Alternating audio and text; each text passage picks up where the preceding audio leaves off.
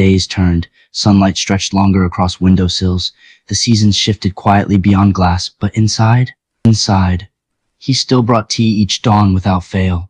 She still left notes on kitchen counters about nothing important, ran out of milk, you're on refill duty, or everything. Saw an emu today and thought you'd be weirdly happy about it. They laughed over burnt toast, argued gently about music choices late at night, made love slow or fast or both, depending on what their souls needed most. And sometimes, at night, if one woke restless from dreams too dark, the other would simply roll close, without question, press warm hands flat against racing hearts and whisper, "I'm here." Because they weren't perfect, and never would be, but they were trying. With every sunrise, with every shared breath, and with every quiet "I love you" spoken when no one else could hear. They were healing, not because pain disappeared, but because they chose each other anyway, again and again and again. "I used to dream about you," he whispered raggedly, voice muffled against her skin. Not memories, not even really fantasies. A shaky pause. "Dreams where I found you again." His arms tightened around her like they were holding together broken pieces. "Where I told you the truth before it was too late, where I didn't let fear win, where we stayed together instead of falling apart." Another breath, longer this time, unsteady, like he was trying not to break completely. "But then I'd wake up, and your bed would be empty, your side cold." A low, pained exhale escaped him, one that sounded like it had been locked inside for years. And now? She felt more than heard the question rumble from his chest where she lay pressed against him, heavy with hope. So she lifted her head, placed both hands gently on either side of his face, and made sure he looked at her when she said it. "Now, we're waking up together." And for the first time since Hogwarts halls grew silent and hearts broke beneath winter stars, Mattheo believed in miracles again. He leaned closer again, lips skimming her ear this time. "Tell me what you dream about." She drew a shaky breath, her head spinning now from how close he was, how gently he was touching her, how much he was making her feel with just a few words. Her fingers slid up his back until her nails grazed the nape of his neck, just a little harder than necessary.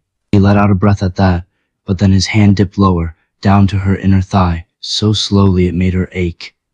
She swallowed, trying to find her voice again. I dream about a lot of things." He leaned back just enough to study her face in the low light, eyes almost black with want. "Like what?" he murmured, thumb tracing a slow, teasing line just above the sensitive skin of her hip. Her eyes fluttered half shut like he was stealing her breath away again with just his words.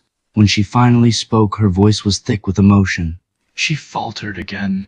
But he was already leaning closer, letting his fingers wander. "Go on," he urged, voice soft. "I dream," she whispered, voice trembling slightly, "about the first time you told me you loved me." A pause, deep breath before she continued. "Not the way it happened, but how it could have been." Her eyes opened then, finding his in the dim light. "I dream about a quiet morning," she said slowly. "No chaos, no jokes to hide behind, just us." A soft smile touched her lips, sad and hopeful all at once. "You'd wake up before me," she murmured, fingers tightening slightly on his shoulder now as if holding on to the moment with everything she had. "And instead of sneaking out like you always did, you'd stay." She drew another unsteady breath. "And I'd open my eyes and see you there, watching me like I was something rare, something worth staying for." One hand drifted from his shoulder down to rest over his heart, the steady thump-thump beneath her palm grounding her as much as him. "And when I asked why you were staring, you wouldn't make a joke. You'd just say, because this is where I belong." She looked up at him now, eyes glistening, not quite tears yet, but close. "That's what I dream about," she whispered finally. "Not magic, not drama, just love, simple and real." Then softly, so softly he almost didn't catch it, "I want that with you, if we can have it this time." He didn't move at first, didn't speak, didn't even blink, just looked at her, his gray eyes so dark in the low light they almost swallowed the room whole. Like he was falling into her words, into that dream, like he could already see morning light on bare skin, silence soft as breath between them, no running, no hiding, just her, watching him back with those blue eyes full of quiet wonder. And then, a slow exhale, trembling, raw, scarlet. His voice broke before it even got out fully. One hand lifted, shaky, to cradle her cheek as if she were made of glass and fire both. "You already have it," he whispered hoarsely. "We're living it." He leaned forward slowly until his forehead rested against hers, their breaths mingling again in the sacred hush between heartbeats. "That morning you just described, I've dreamed about it too. A tear slipped free, just one, but he didn't wipe it away. Every night since I lost you, his thumb brushed her bottom lip, a touch so gentle it made her chest ache all over again. And now, his voice dropped lower, an oath wrapped in velvet smoke. I wake up every day thanking whatever stars realign, giving me a second chance. Then softly, he kissed her. Not desperate, not frantic, but deep and slow and sure, as if sealing a promise only their souls could hear. When they parted, he stayed close, lips still grazing hers as he spoke. This is our dream now. No more if, no more fear. Just this. He slid his hand down to rest over where their hearts nearly touched through skin, and I am right here, watching you, because this is exactly where I belong. She snuggled up into him. The night growing later. Do you remember when I told you when we almost got back together at Hogwarts? I told you that we were made to love each other. Then everything fell apart. But I still believed it, even though I tried not to. But it was true. We were made to love each other, just had to be from afar for a while. She looked into his eyes. I noticed all the little things you did for me. The refilled ink, the early morning tea, every note you ever left me in my favorite magical theory book in the library. I kept every letter you ever wrote me. He didn't answer right away, just held her, closer, tighter, like she was the only real thing in a world that had once spun too fast for him to keep up. When he finally spoke, his voice was low, hushed, like he was afraid even the night would steal the words if he didn't say them carefully enough. I remember. A beat passed, a breath, a heartbeat, and then I remember standing in front of your dormitory door after curfew, with my wand flicking spells at loose stones just to hear something crack in the silence. Because walking away from you felt like breaking my own ribs. He pulled back just enough to look into her eyes, his thumb brushing gently along her cheekbone, as if memorizing this moment too. You think I don't know how close we came? His voice cracked slightly. How many times I almost knocked, how many times I wrote letters and burned them before sunrise. But then, he swallowed hard.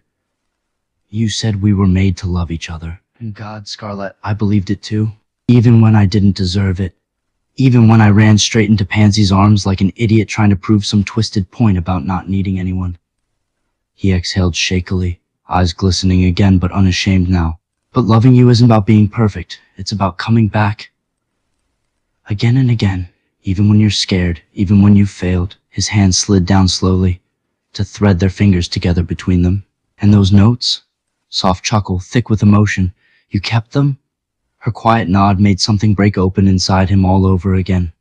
I wrote everyone thinking maybe one day she'll read this and know. I never stopped seeing her.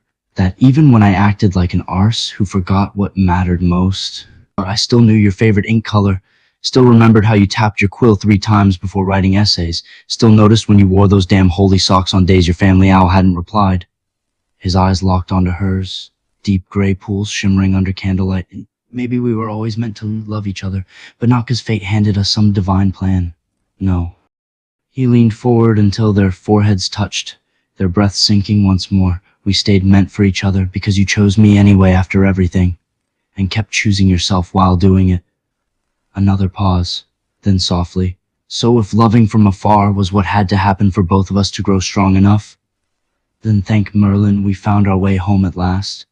Outside, the moon climbed higher, watching silently over 2 souls who'd wandered far only to realize they'd been walking toward each other all along. The silence that fell over the room was alive with the quiet rhythm of their breathing, each breath a promise carried between them like a secret song. He continued to trace his thumb softly along her cheek, as if trying to memorize every curve, every line, every moment. Can I ask you something? He murmured finally. Her eyes found his, steady even in the low light. Anything, she whispered back. Before we got back together. His voice was low, hesitant, like he was stepping barefoot over glass. When you invited me to your flat that morning, after all I'd done. He paused, swallowed hard. The memory still raw, her standing in the doorway, soft light behind her, hair loose and wild like a dream. Why did you let me in? Not as a challenge, not with anger, but as someone who needed to know, to truly understand. You showed up for me every morning, no matter what. No matter the weather, no matter what other plans you had for the day. You always showed up with my tea. Honey stirred counterclockwise. I could see not only the effort you were putting into gaining my trust back, but also the work you were doing on yourself. You were different. Her fingers brushed along his jawline. You became my favorite part of every day. Her voice was soft and loving. I was scared at first because I didn't want to feel disappointed if you didn't show, but then you always did. I'd think about seeing you every night before I fell asleep. She laced her fingers through his. I never stopped loving you, but somehow I fell in love with you all over again. His eyes fluttered shut, the weight of her words washing over him like sunlight on a still lake. So simple, I fell in love with you all over again. Yet more powerful than any spell could ever be. He pulled her closer, one arm wrapping firmly around her waist as if making up for every hour, minute, second wasted before this moment. And then he opened his eyes again. Gray meeting blue in the near dark. Please, he whispered fervently, say that again. Her heart swelled impossibly in her chest, threatening to break through her ribs if she wasn't careful. Her voice was steady though, strong and true in all she had left to give. I love you, Mattheo. A breath, shallow, almost trembling as the words landed between them. I fell in love with you all over again. She reached up without thinking, fingers tracing the line of his collarbone, like a prayer in action. Please believe this. He pressed his forehead against hers, a quiet breath escaping him, then another, deeper, as emotion built like a flood. His hands found the back of her thighs, lifting her easily off her feet till her legs wrapped around his waist, and then he was lowering them back into the bed. Her under him, his arms bracing above her. His eyes never left hers even then. Gray finding blue like it was the only thing anchoring him to earth. I don't deserve you, he whispered, voice rough, honest. She lifted a hand to his cheek, tracing the edge of his jaw, the line of his throat, a silent answer to every doubt and fear and mistake. Her palm rested against his thumping pulse as her thumb brushed gently over his skin. I'm not something for you to deserve, she whispered back. I'm not. Her other hand slid into his hair, dark against her fingers, pulling him down till their lips were barely touching. I'm yours. His breath shuddered just once, as if those words struck deeper than any curse ever could. Not something to deserve, yours. And in that single moment, he didn't feel unworthy. He felt chosen, loved, held, seen. He kissed her then, not with fire, not with need, but with reverence. Slow and deep and full of everything, gratitude, surrender, devotion woven into the press of his lips against hers.